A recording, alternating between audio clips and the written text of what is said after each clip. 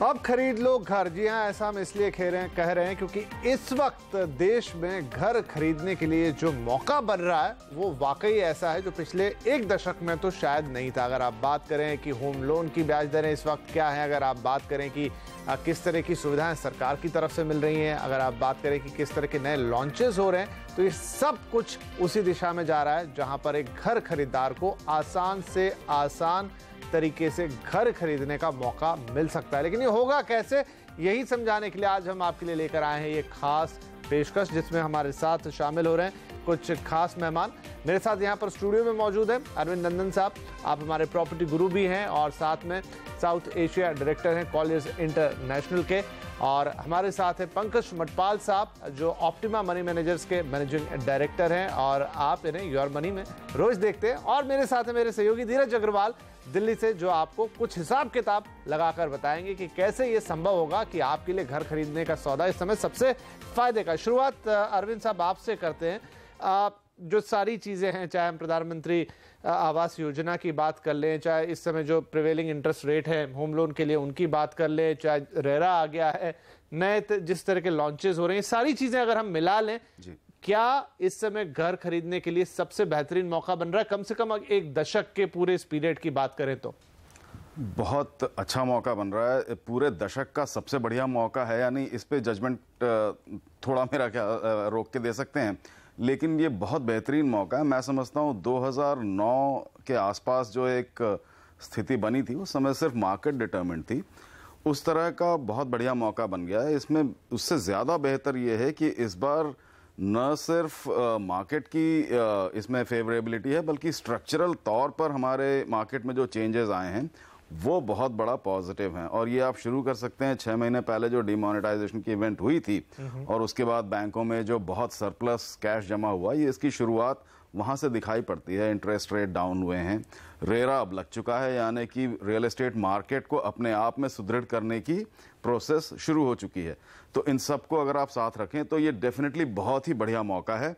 मेरा ख्याल है इस पे आगे हम और विवेचना कर सकते हैं, लेकिन इसमें कोई शक नहीं कि ये बहुत बेहतरीन मौका है। पंकज साहब, घर खरीदने के लिए अब आपको बहुत सारे कैलकुलेशन करने पड़ते हैं। मेरे को होम लोन लेना है तो वो कैसे लूंगा, डाउन पेमेंट की स्थिति है, ये तमाम चीजें। लेकिन होम लोन की ब्याज दरें और उसके बाद प्रधानमंत्री आवास योजना के तहत जो आपको सब्सिडी मिलने जा रही है, तो ये दोनों चीजें एक ऐसा परफेक्ट कॉम्बिनेशन बना रही है जहां आपके लिए विन विन सिचुएशन होगी। और खासतौर पे एक छोटा घर, मैं नहीं कह रहा बहुत बड़ा लेविश घर, लेकिन 30, 35, 40 लाख तक का घर। ये सपना सबका होता है कि अपना घर हो, और ये बहुत ही अच्छा मौका है हर तरह से।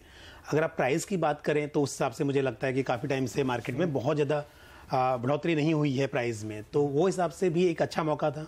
साथ में जो आपने बात की प्रधानमंत्री आवास योजना में सब्सिडी की, वो एक बेनिफिट है आपके लिए।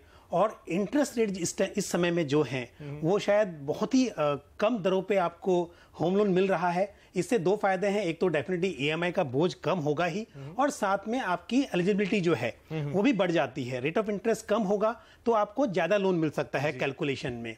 तो हर लिहाज से मतलब अगर आप बात करें कि अफोर्डेबिलिटी, तो वो भी अच्छा है। दूसरी बात यह है कि कॉस्ट जो है वो कम है, तो आपको एप्रिसिएशन फ्यूचर में डेफिनेटली ज्यादा मिलेगा।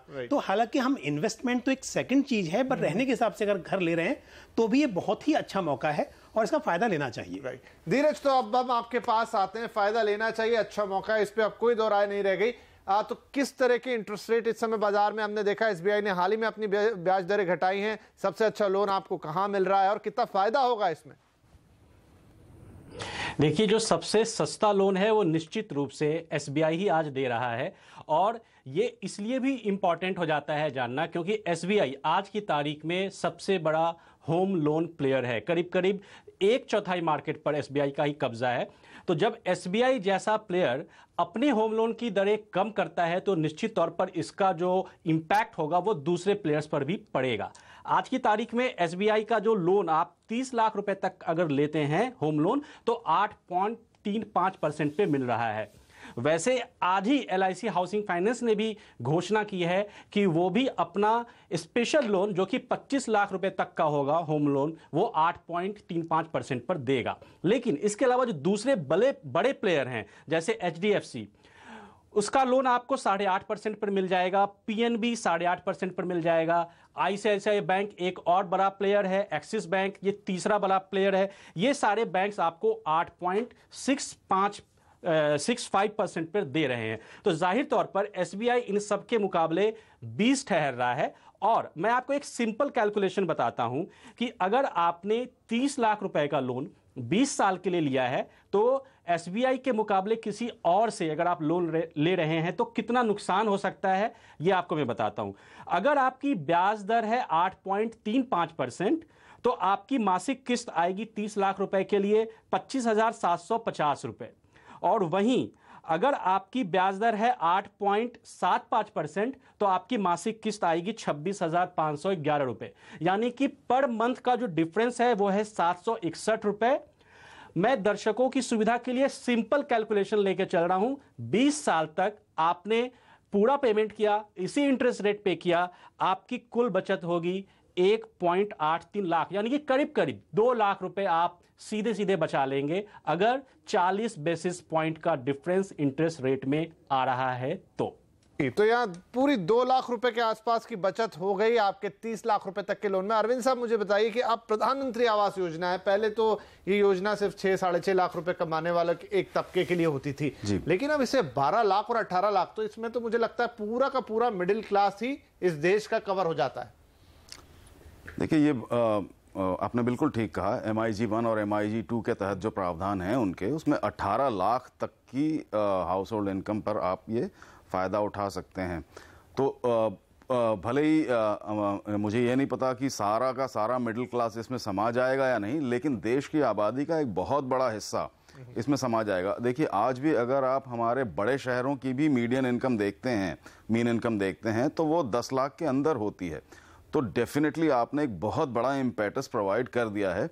मैं समझता हूँ कम से कम 40 से 45% जो होम बायर हैं वो डेफिनेटली इससे फायदा उठा सकते हैं आगे चल के। राइट, पंकज जी आप क्या कहेंगे? बिल्कुल सही बात है कि 12 लाख के इनकम पे 4% की सब्सिडी और 18 लाख के इनकम पे 3% की सब्सिडी, वो भी एडवांस में मतलब आपको मिल रही है, तो EMI पे बहुत आपका बोझ कम हो रहा है।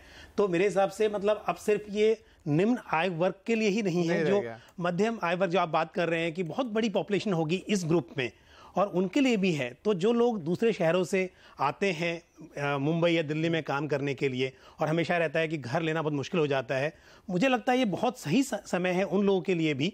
और मोस्टली पीपल जो काम करने आते हैं, आई थिंक इस इनकम ग्रुप में बहुत मिल जाएंगे। तो उन लोगों के लिए भी ये चॉइस है और ये मौका है कि उन्हें अब सोचना चाहिए कि घर बाय करें और इसका फायदा लें। राइट, धीरज मुझे थोड़ा डिटेल बताएंगे दर्शकों की सहूलियत के लिए कि किस इनकम ग्रुप को कितनी कितनी सब्सिडी मिल रही है और उनकी रेट ऑफ इंटरेस्ट क्या आएगी फाइनल? देखिए विपिन, ये जो 2 अलग अलग मिडिल इनकम ग्रुप के लिए सरकार ने स्लैब बनाए हैं 1 और 2, तो अगर मैं मिडिल इनकम ग्रुप 1 की बात करूं तो ये उनके लिए है जिनकी सालाना आय 6 से 12 लाख रुपए के बीच है, यानी 12 लाख रुपए तक। तो इन लोगों के लिए जो सब्सिडी मिलेगी उस लोन का अधिकतम अमाउंट होगा 9 लाख रुपए और इस पर उन्हें 4% की सब्सिडी मिलेगी। लेकिन ऐसा नहीं है कि वो इससे ज्यादा लोन नहीं ले सकते, वो ले सकते हैं, लेकिन जो सब्सिडाइज्ड लोन अमाउंट है वो सिर्फ 9 लाख रुपए तक सीमित रहेगा। अगर हम एक रफ कैलकुलेशन करें तो उनके लिए ऐसा नहीं होगा कि इंटरेस्ट रेट जो है पूरे शुरुआती 2 साल या 3 साल के लिए कम रहेगा। इसको हम लोग एनपीवी कैलकुलेशन कहते हैं, जो कि सरकार कैलकुलेट करेगी और उसके बाद जो भी होम बायर है जिस बैंक से लोन ले रहा है उसके इंटरेस्ट रेट में उसी अनुपात में कमी कर दी जाएगी। तो एक रफ एस्टिमेट है कि हर होम बायर को सब्सिडी का जो कुल फायदा होगा वो करीब करीब 2.25 लाख से 2.5 लाख के बीच होगा। तो जो पहला मिडिल इनकम ग्रुप है उसको 2.35 लाख रुपए का फायदा होगा, और जो दूसरा मिडिल इनकम ग्रुप है जिसकी की सालाना आय 12 लाख से 18 लाख के बीच है, तो उसके लिए जो सब्सिडाइज्ड लोन की सीमा है वो है 12 लाख रुपए और उसे सब्सिडी मिलेगी 3%। लेकिन ये जो सब्सिडी का फायदा है ये 20 साल में जब कन्वर्ट किया जाएगा तो उसे फायदा होगा 2,30,000 रुपए का।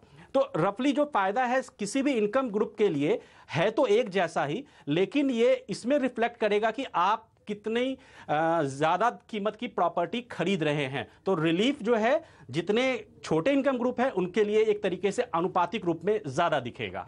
अरविंद साहब, लेकिन एक बात बताइए, अब इतना बड़ा देश और नेशनल हाउसिंग बैंक के थ्रू इस सरकार इस योजना को लागू कर रही है, तो क्या हर वो आदमी जो अप्लाई करेगा उसको प्रधानमंत्री आवास योजना का फायदा मिलेगा या कुछ कंडीशंस हैं?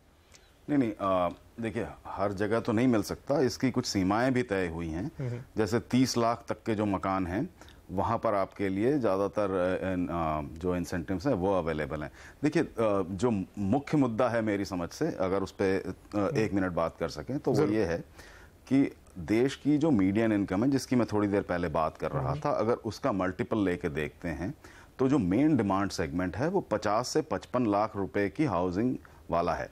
अगर आपने 30 लाख को भी एनेबल कर दिया है तो आप बहुत बड़े हिस्से को कंप्लीटली एनेबल कर देते हैं मकान खरीदने के लिए।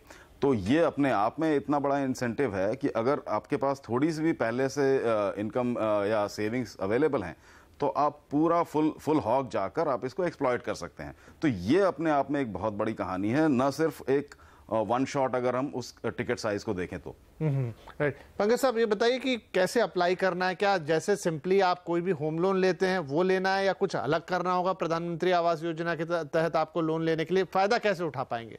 जैसे आप लोन लेते हैं वैसे ही है, और आपको उसके अंदर मतलब अपने डॉक्यूमेंट जो सबमिट करेंगे उससे प्रूव होगा कि आपकी इनकम 2 क्राइटेरिया जैसे की हैं, हाउस की कॉस्ट और आपके लोन का अमाउंट, अगर वो मैच होता है तो डेफिनेटली आप एलिजिबल हैं इसके लिए और अप्लाई कर सकते हैं।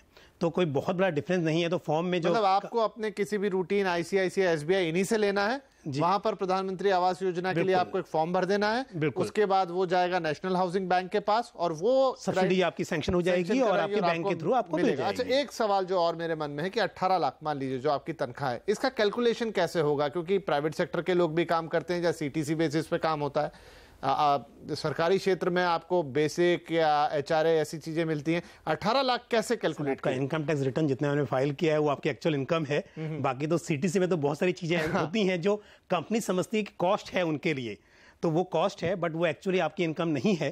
तो आपकी इनकम तो वही है जो आपकी इनकम एक्चुअल में आप रिटर्न फाइल कर रहे हैं, उस हिसाब से आपकी इनकम कैलकुलेट होनी चाहिए। काफी बड़ा दायरा फिर तो मैं कहूं, क्योंकि कई सीटीसी में शायद 18 लाख हो जाए लेकिन आपको एक्चुअल इनकम तो कम ही आ रही है उससे, तो और बड़ा दायरा इसमें आ जाएगा। क्योंकि कई लोग ये सवाल पूछ रहे हैं कि अगर हमारी सीटीसी इतनी है, हमारी पे स्लिप पे इतना आता है, तो क्या हम उसके लिए एलिजिबल होंगे कि नहीं? नहीं, आपकी एक्चुअली जो आप रिटर्न फाइल कर रहे हैं, आपकी जो एक्चुअल इनकम है वो आपकी इनकम होती है। और मेरे हिसाब से जो आप सही बोल रहे हैं कि बहुत बड़ा दायरा इसके अंदर आ जाएगा। और अच्छी बात ये भी है कि हालांकि वो सिर्फ 9 लाख के ऊपर अवेलेबल है या 12 लाख के ऊपर अवेलेबल है, बट आप लोन बड़ा ले रहे हैं तो आपका बेनिफिट तब भी आपको मिल रहा है। तो इस हिसाब से मेरे हिसाब से मतलब हर चीज कैलकुलेशन देखी जाए तो मौका भी अच्छा है और लोगों को बेनिफिट है ही। जी, एक सवाल अरविंद जी और जो कई लोग जानना चाहते हो ये कि क्या पुराने लोन या हाल फिलहाल में लिए गए लोन पे भी ये पॉसिबल होगा या ये नया ही होगा? ये इस पे क्लैरिटी फिलहाल अवेलेबल नहीं है, लेकिन एक जो धीरज जी ने बात कही थी उस पर मैं स्ट्रेस करना चाहता था, वो पॉइंट छूट रहा था कि अक्सर लोगों में ये कंफ्यूजन है कि अगर मैं मान लीजिए कि 15 लाख का लोन लेता हूं तो क्या होगा मेरा।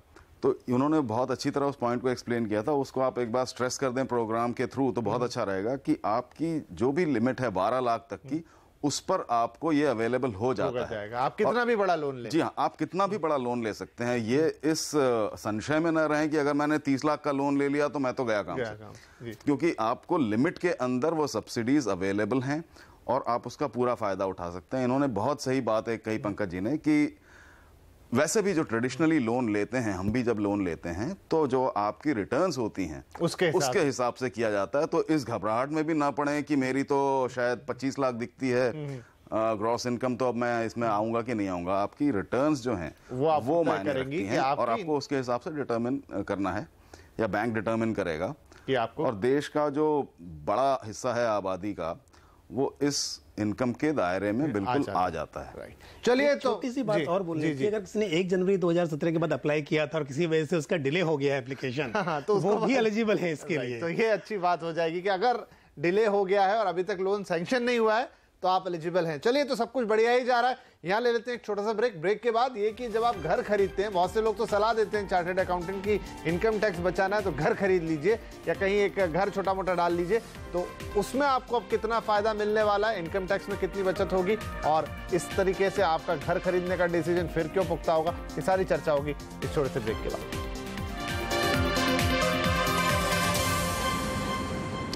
अब खरीद लो घर, हम ये इसलिए कह रहे हैं क्योंकि इस समय सभी चीजें उस तरफ इशारा कर रही है जहां आपके लिए घर खरीदने के लिए सबसे उपयुक्त वक्त दिखाई दे रहा है, और ये पूरे एक दशक की बात है। तो चलिए बातचीत को आगे बढ़ाते हैं, क्योंकि कुछ और फायदे गिनाने हैं आपको कि घर आखिर क्यों खरीद ले। उनमें से एक है कि घर खरीदने पे होती है इनकम टैक्स की बचत। तो हमारा पूरा पैनल हमारे साथ है। धीरज से एक बार हिसाब किताब समझ लेते हैं, फिर अपने एक्सपर्ट से उस पर राय लेंगे। धीरज, इनकम टैक्स के फ्रंट पर कितना फायदा हो सकता है घर खरीदने पर इस वक्त? देखिए, पहले मैं आपको ये बता दूं कि घर खरीदने पर, यानी कि होम लोन लेकर घर खरीदने पर आपको किस तरीके के दो फायदे मिलते हैं, बड़े फायदे। पहला तो ये कि अगर आप जो भी ईएमआई चुकाते हैं उसका इंटरेस्ट कंपोनेंट और प्रिंसिपल कंपोनेंट दोनों पर ही आपको टैक्स छूट मिलती है।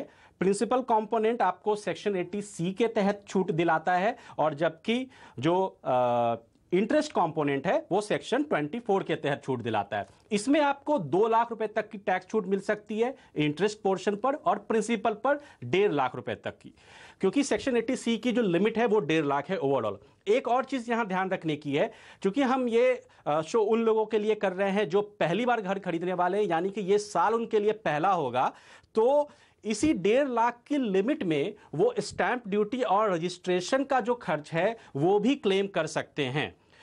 आपके लिए मैं एक सिंपल कैलकुलेशन देता हूं। यदि किसी शख्स की जो इनकम है, एनुअल इनकम है, वो 9 लाख रुपए है, उसने 30 लाख रुपए का लोन लिया है और 8.35% का जो मिनिमम रेट अभी चल रहा है वो चुका रहा है, उसके लिए जो 20 साल की ईएमआई बनेगी वो होगी 25,750 रुपए। पहले साल में इसका जो प्रिंसिपल होगा वो होगा करीब करीब 61,000 रुपए, और इंटरेस्ट कंपोनेंट होगा करीब करीब 2.5 लाख रुपए, क्योंकि जो पूरे साल की ईएमआई का खर्चा है वो है करीब 3,10,000 रुपए के आसपास। आपने चुकाया 3,10,000 पूरे साल में, और आपको छूट इसमें मिल सकती है 2,61,000 की, क्योंकि जो प्रिंसिपल अमाउंट है वो है 61,000 और जो इंटरेस्ट है वो है 2,50,000 के आसपास, लेकिन आपके लिए लिमिट है 2 लाख रुपए की। तो ये 2,61,000 आपको पहले साल। लेकिन ये ध्यान रखिए कि जैसे जैसे आप लोन आगे बढ़ाएंगे आपके लिए इंटरेस्ट कम होता जाएगा, प्रिंसिपल बढ़ता जाएगा, तो आपके लिए छूट का दायरा भी बढ़ता जाएगा। और 2.5 लाख रुपए का मतलब यह है कि सीधे तौर पर अगर मैं आपको 20% के टैक्स ब्रैकेट में मान रहा हूं तो 50,000 रुपए की टैक्स छूट, ये एक बड़ा फायदा है। यानी कि एक तरीके से आपके होम लोन की ईएमआई पूरी फ्री हो जाती है।